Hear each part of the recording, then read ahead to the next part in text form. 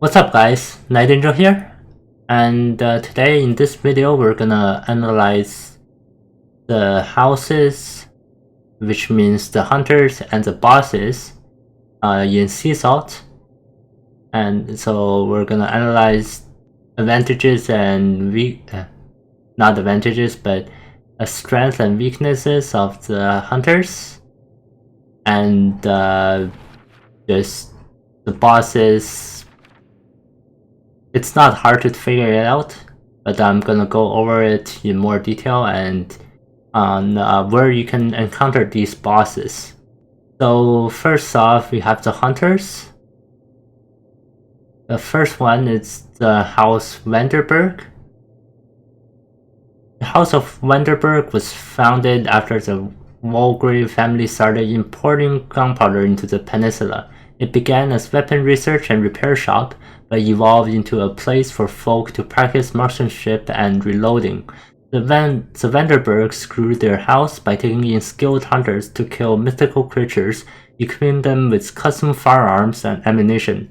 They also offered a purse of coin for each confirmed kill. A hunter of the House of Vanderburg uses a customized shotgun that fires 3 slugs. So, these guys are just insane.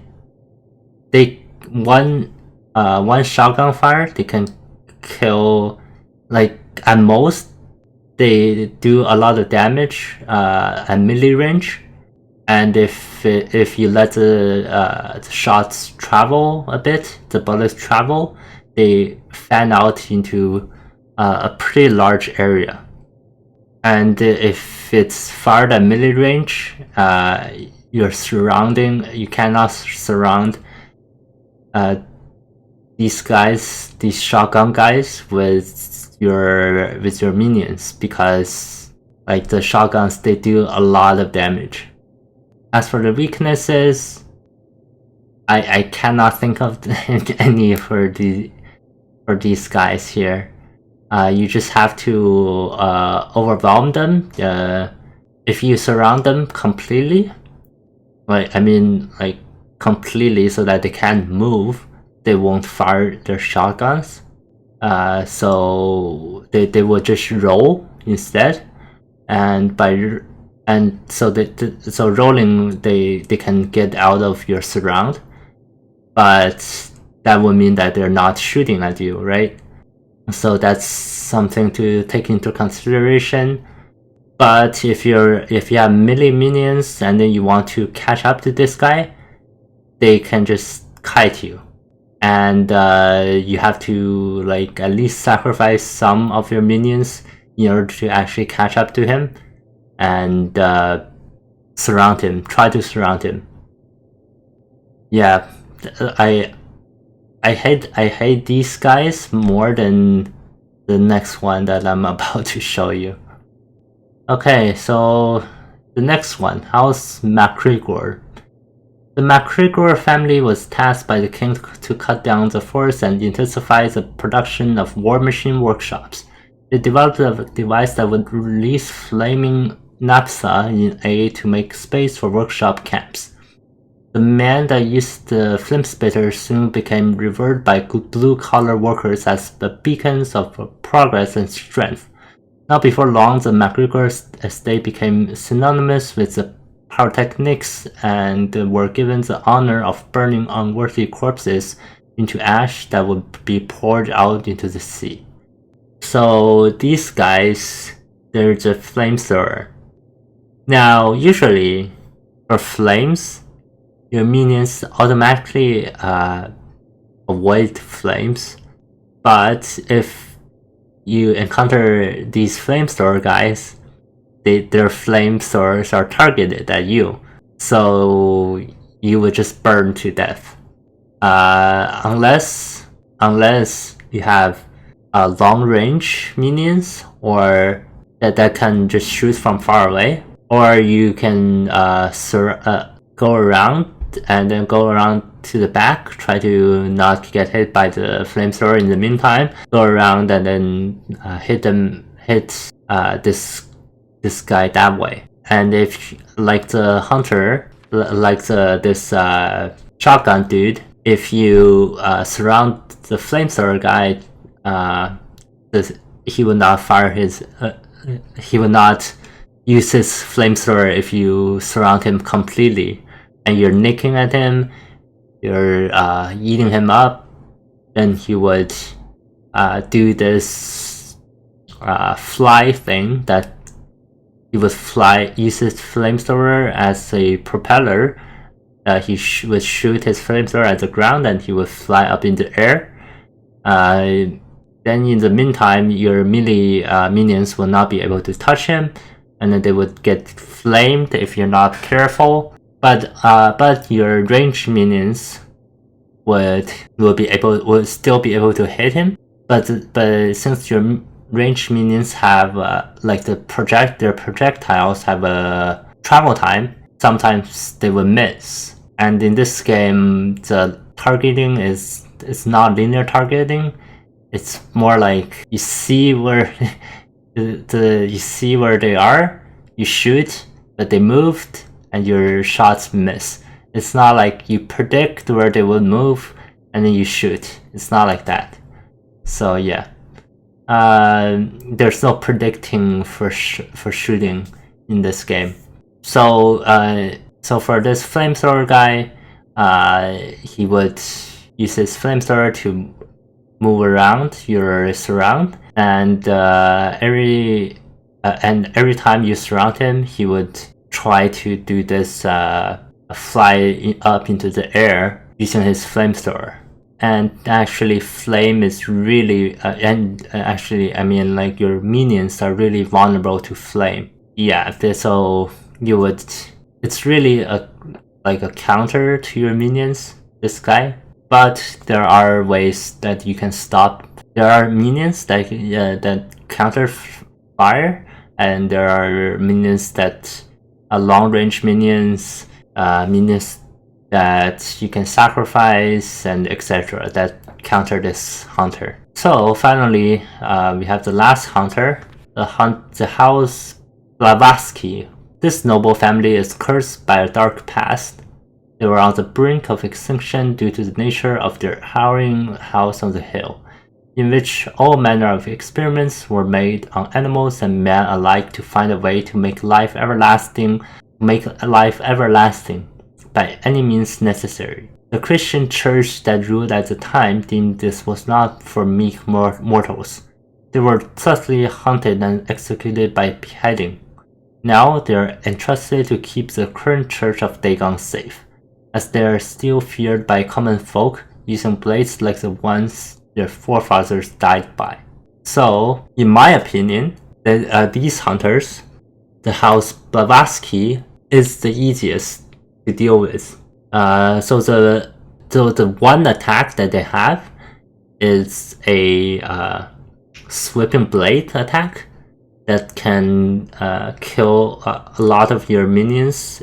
It is an AoE attack, but it's linear. So if you are careful, you can avoid it. And this guy doesn't have any normal melee attacks. It's just this AoE, linear AoE attack. But this AoE attack can kill everything in one shot. No matter how much HP you have, it's one shot, everything. So, if you're careful enough, you can dodge it, and then he wouldn't be able to use his attack for a period of time. So you surround him, you do your damage, you see him charge his attack up. You want to move out of the way. He uses his attack, and then you surround him. Repeat that process, and then he would die. There is no ways of he would try to roll like the shotgun dude if he's surrounded, but rolling it's not attacking, right? You just chase him. There are plenty of fast moving minions in this game that can just chase him down. So this guy, it's out of the three, he's in my opinion, he's the easiest to deal with. Now we're moving on to the bosses. So the bosses, I mean, they're not particularly difficult to beat, but there are a couple of them that are somewhat difficult, and there are some bosses that you don't run into on every single run. So depending on which path you choose, you might encounter some bosses and not others. And if you, and there for some other bosses, they're always they're in every single path that you choose. So just to let you know that I think I have encountered every single boss in this game. I have it recorded in this book of Dagon here, and I'm just gonna go over them and tell you particularly just how to beat these bosses and what to look out for if you're beating it in the for the first time and not using the hunter apostle. That's what I'm trying to say. If you're not using the hunter apostle and you're just using minions, then there are certain bosses in this game that can kill your minions really easily, which means you would have to start over and etc, etc. Anyways, here's the first one, Admiral Pierce.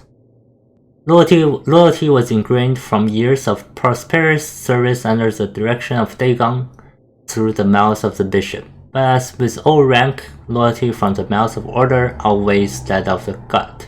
Admiral Pierce laid his belief in the church instead of that in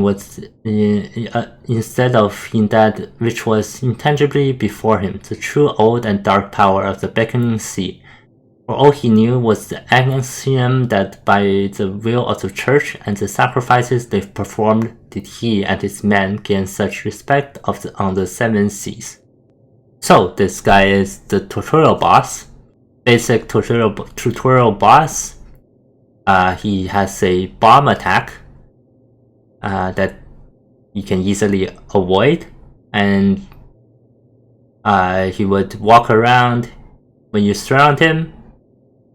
He has this rope that he can use to travel upwards. In that time, your melee minions will not be able to attack him.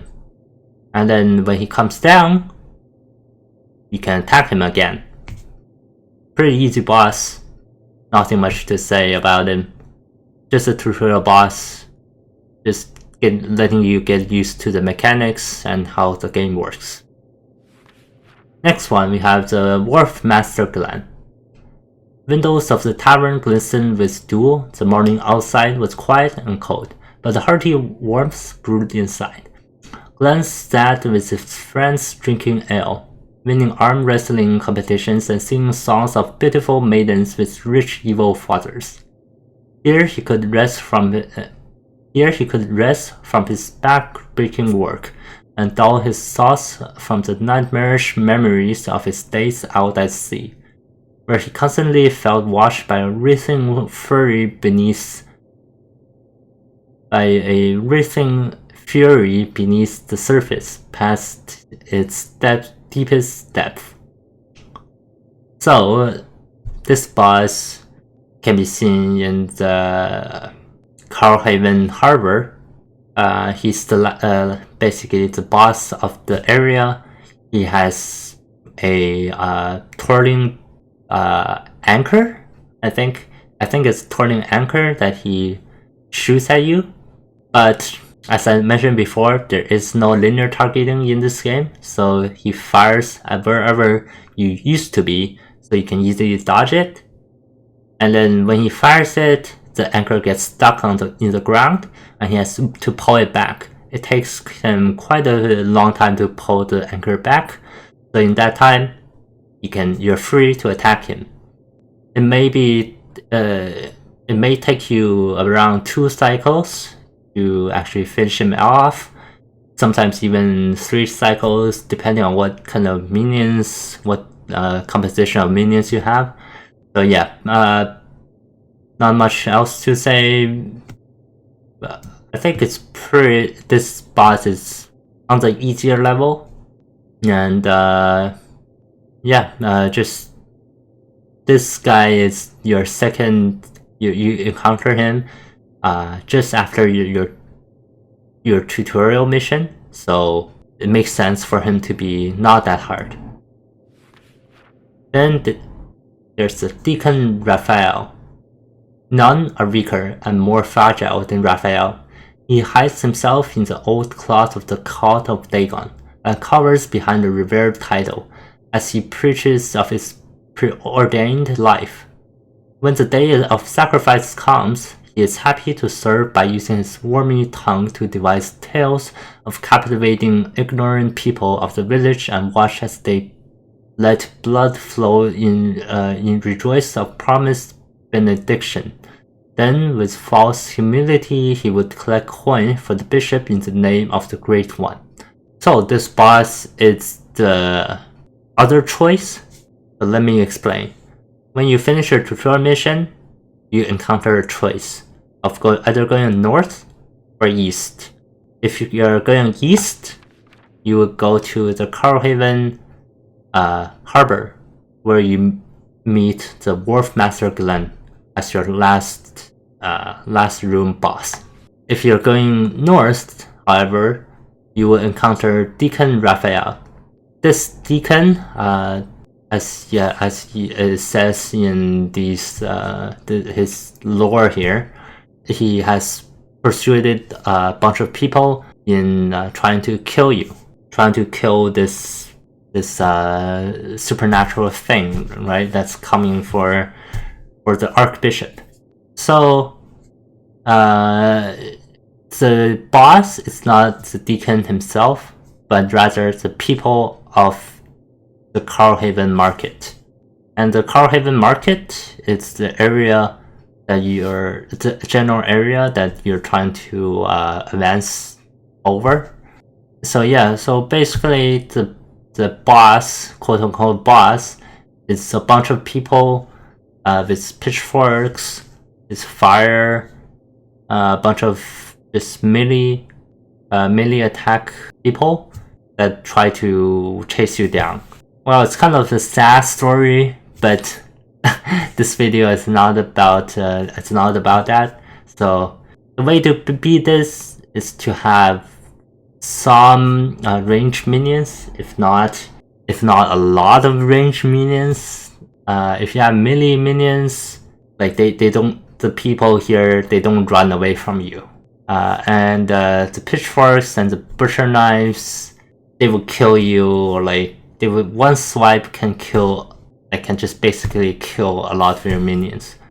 Nothing else to be said, but it's it's pretty funny, pretty sad at the same time. Next, there's the Lone Warden. Out in the hills, the last of the Templars gathered, building a refuge for remaining Christians. There, they were ambushed by the armed forces of the Church of Dagon and the allied houses that followed it. All the Templars were cut down and left to rot, but not all but one. He knew he needed an army to defeat his oppressors, and by practicing necromancy he found a way to bring his comrades partially back to life. But this obsession took hold of his soul and made him an iron husk, only living to fight for something long gone. So this guy is a leftover from the Christian days, and as a boss, he can be found in the Rotwood. So if you chose north in the beginning, you go to Rockwood Road, and at the end of the Rotwood Road, it's this boss. However, if you chose east, and then the next map would be the Rotwood Swamp, and this guy is also the end boss for Rotwood Swamps. He is always there as a boss for you to encounter, even if you chose either. It doesn't matter what you chose in the beginning as your path. You will always see him. So as for his weaknesses and strengths, his weakness is that his strength. First off, his strength. His strength is that he rides using like ghost horse. So he would ride. His riding speed is actually pretty fast. First off, he goes from right to the left of the map, and he comes back. He comes forward and back, and that way he you can't really hit him with your melee minions because he would just trample your minions.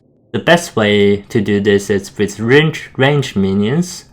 Even if it's on his horse, you can still hit him while he's riding. Meanwhile, there are crossbows that shoot arrows at you.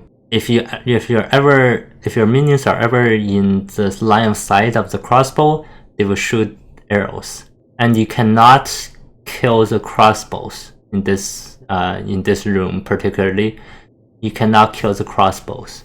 There is also something that I just found out by chance, is that if he passes while an arrow is shooting, he can get knocked out of his horse by a crossbow arrow. That's something that you can bait out. You can bait the crossbow, and then if you're timed correctly, he can be knocked out of his horse. Another way that he can be knocked out of his horse is that you just do enough damage to him, and he will fall down, and then you can surround him. You do maximum damage before he gets back on his horse, and the cycle repeats. So yeah, that's the Lone Warden. It's not particularly a hard fight. The difficulty is going up there. Alright. Next, there's a Witch of the Forest. When Hansel and Gretel came running back to their parents, following the breadcrumbs they left behind, they knew that the woman who tried to feed them in her home would be hung as soon as they lied about her intentions. They watched eagerly and giggled selfishly at their prank, as neighbors gathered and took to her home with arms and rope in hand. The witch Elizabeth had done no harm, at least not to them. So we're seeing that the lore is really it's really dark. It's exploring the darkness of human, like we've seen in my other videos of my Let's Play videos of this game, that the humans are seen by Dagon as being monsters in human clothes. So yeah, so in this case, this boss here is also pointing in that direction. Anyways, moving on to the actual boss. She can be seen in the Hogshead Farms at the end, as the last boss of her Hogshead Farms. So she is basically you would not see her if you chose to go north. So first off, there is a choice that you have to make at Carhaven Harbor and at the beginning after the ruins, between Carhaven Harbor and Carhaven Market. And then if you chose to go east, you would go to the Rotwood Swamps, and then you have another choice after Rotwood Swamps or Rotwood Road. The other choice is between north and east, and if you chose north, you would go to the Hogshead Road, and if you chose east, you would go to the Hogshead Farms. And this boss is the last boss for Hogshead Farms. You will not encounter her if you chose to go north, and would mean that you go to Hogshead Road instead. So what does this boss do? She's basically a ghost form of a witch, and she does like magical stuff, and she can summon black cats. But like, there's just avoid those attacks and you'll be good. Yeah, I think there's nothing else to say. He's just an innocent person that got killed. Alright, then there's the Thistle Guards.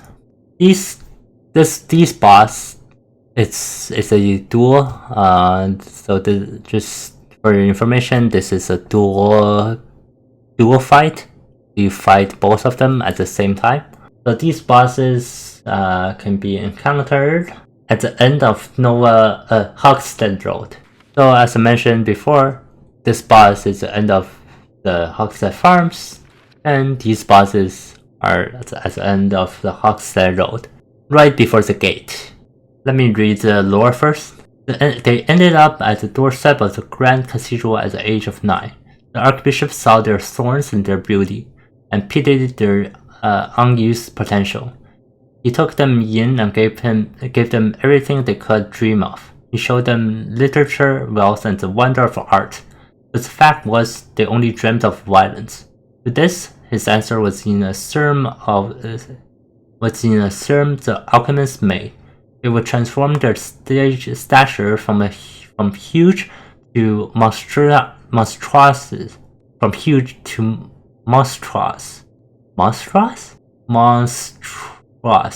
and secure their devotion to the church. Anyways, yeah, so these bosses, they're the end of the Hogsted Road bosses, and first off, you would face the shield guy, which can be seen on the left there. He has a ground slam attack, but he also has a shield bash attack. When he shield bashes you, you cannot take advantage of that and hit him. So normally he is invulnerable to your attacks. But even if he's shield bashing you, but if he does this ground slam attack, after you avoid his attacks, you can do damage to him that way after his ground slam attack. Just be sure to not get hit by the ground slam. After I don't remember if he gets low HP or if he gets to 0 HP. But I think it was one of the other. Anyways, so the sword guy comes into play. So he jumps down from the wall, and then they team up on you. It's basically a mob fight with just these two people, but it's really easy to kill the shield guy after you've seen his attack. And the sword guy he does a spin attack, and then just be careful of his sword. And then if he's not swinging his sword, then you can attack him. Normally, I would just use a lot of range minions to do the damage, but the minion preference is yours to make, and just be sure to not get all your minions killed by his sword swings. Alright, next there's Count Volgrave. No matter where one was on the peninsula, everyone had heard of Count Volgrave. He had brought gunpowder and medicines hither unheard of to all. He advanced industries and made automated machines for all manner of tasks. Being intrigued by alchemy and the possibility to harness the power of Dagon, he made potions and elixirs that gave him incredible agility, strength, and made him live longer than most men. He was awesomely intelligent, knowing all about antediluvian monsters. His only weakness was his insatiable curiosity. So, this guy, he can be seen as the last boss of Nova Ugarit Sewers or Nova Ugarit Center. Either one you choose, you would. So if you back up a bit, if you chose north and then went to Hogsted Road, you would go to Nova Ugarit Center, and if you chose east and went to Hogsted Farms, you would go to Nova Ugarit Sewers. So this guy is the end boss for Nova Ugarit for the sewers and the center. I'm gonna skip on the Nova Ugarit part, it's just too much to say. So he's a boss that you would see, like you would see him no matter which path you chose. So this guy, his strength, he is the only boss that has multiple phases to him. So phase 1, he drinks a bunch of his elixirs and potions, and he gets like these buffs, like these abilities that he has, but he is really easy to beat on his first phase. Then he like as the Dagon tries to tear him apart, he has a sword that swings out, and then he parries those tentacles, and then he drinks this like elixir, this potion. I don't know what it was, but he drinks something, and then he basically becomes a mini Dagon.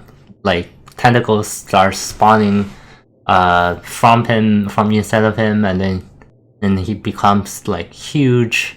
Yeah. So in this second phase, I believe that this boss is the second hardest boss, aside from the Archbishop. He's the second hardest boss of this game, just because of the second phase where he spins around. While he's spinning, you will have to run. All melee minions that gets caught up in that spin would die. Like you cannot do any damage to him.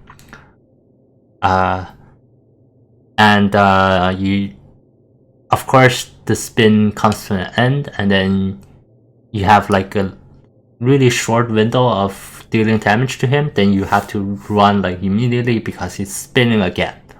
And that spin is it's really fast too.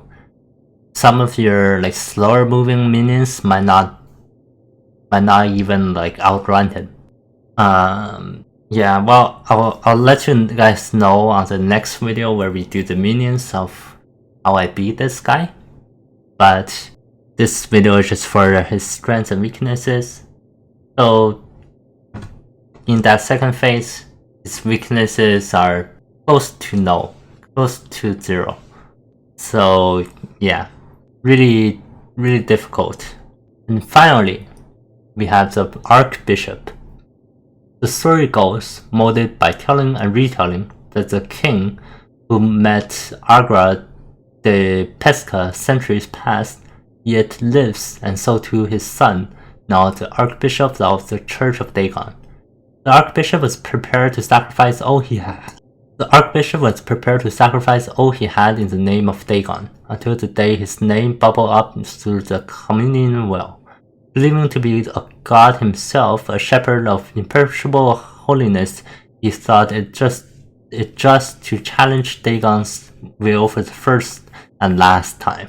So he is basically what Dagon's trying to get to, right? He is the last boss. If you play this game in the first like introduction with introduction like little clip, you can see this Archbishop talking to Dagon, and then Dagon says, "Oh, I want your life," and then the Archbishop is like, "Oh, I can't give you my life," and then he tries to challenge Dagon, and then Dagon is there through all this trouble, gets to him, and then that's how the story. He's basically the main character of the story. So as a boss, though, the Archbishop has a bubble that surrounds him, which was actually, I think, granted by Dagon himself. The ability was granted by Dagon. Yeah, well, lore, right? Anyways, so he has a bubble. There is a bar of health. The bubble is in blue, and then if you break his bubble, then you can actually target him, like his actual health. So the bubble is just there to prevent him from taking damage to his health.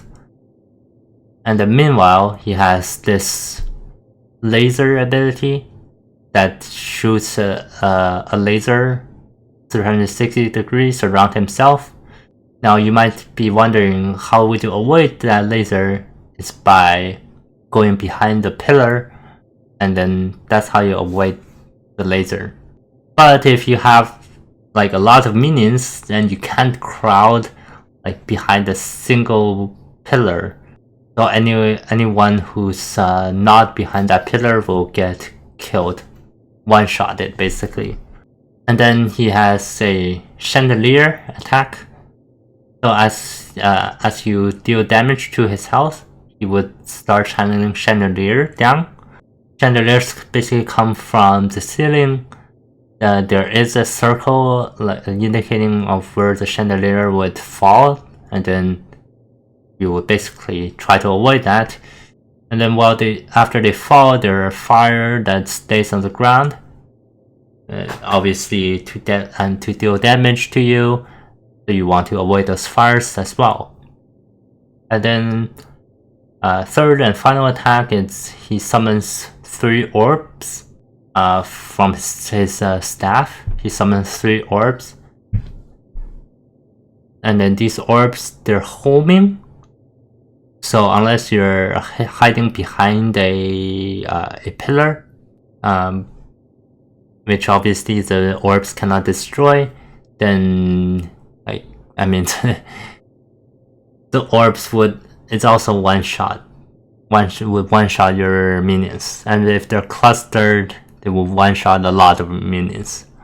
So how to deal damage to the Archbishop? So during all of his after every single attack that he does, there is like 2 to 3 seconds of window for you to deal damage to him. And also for every single attack, he has a channeling time. So during all those times, you can do damage to his shield. And this can be really dangerous for melee minions because you would have to run up to him, do damage. And then he starts channeling his abilities. You have to run away as quickly as possible. And then sometimes you cannot run away fast enough. And also, like, trying to find a pillar to hide behind is another challenge in itself, because you might misjudge the direction of the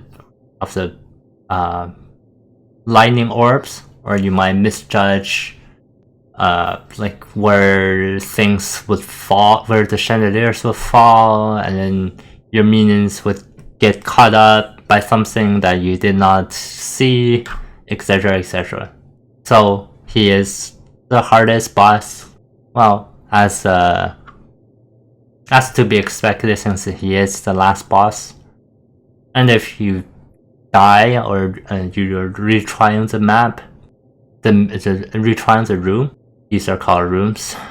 So if you're retrying the room, then you have to basically do everything all over again. His health would go back to 100%. He has a 100% shield. Oh yeah, I think I forgot to mention this, is that after you break his shield, he becomes weakened, and then you can do damage to his real health, and then he rests a bit, and then he gets back up. His shield actually regenerates, and then you have to do damage to his shield again. The amount of damage you dealt to his health would remain would stay, but his shield would come back to 100%, and then you have to break his shield again to deal damage to his health. So normally it would take 5 to 6 cycles of breaking his shield in order to deal damage to his health in order to actually beat him. So it's quite a difficult task to deal with. I personally got lucky in that I encountered a bug in the facing him, so I didn't have to go through all that. Well, not the first time anyways. And then the second time I was using the hunter, which was like, yeah, okay, the hunter is to be honest, the hunter is the most OP, not overpowered, but most easy to use.